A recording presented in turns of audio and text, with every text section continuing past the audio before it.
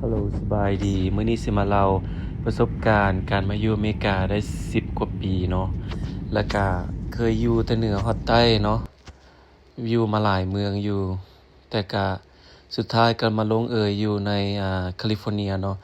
และเมืองที่ค่อยอยู่แล้วแม่นเป็นเมืองลอสแอนเจลิสเนาะถ้าผู้ใดมีแพลนที่สิมาอยู่อเมริกายังบ่ฮู้ว่าสิไปอยู่ไสนะก็ลองมาอยู่LA ก็ได้เด้อเพราะว่าข้อยคิดว่า LA มันเป็นเมืองใหญ่เนาะและมันเป็นเมืองใหญ่เนาะซอกเวียงมันก็ง่ายหั้นนะแต่ว่า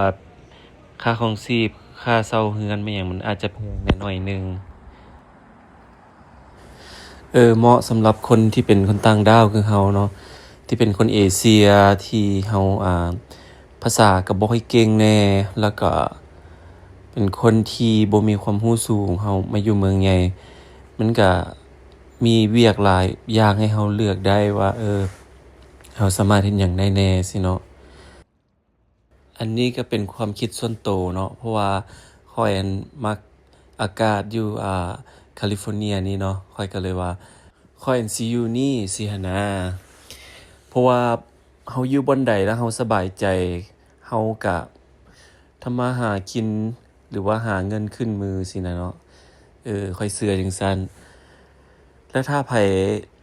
มีคำถามหรือว่าจั่งใดก็คอมเมนต์อยู่ทางใต้เด้อแล้วข้อยจึงสิมาเว้าให้สู่ฟังยังสิมีหลายอย่างสิมาเว้าให้ฟังอยู่แต่ว่าสำหรับวิดีโอนี้แม่นพอเท่านี้ก่อนและถ้ามักก็กดไลค์กดแชร์ได้เด้อขอบใจ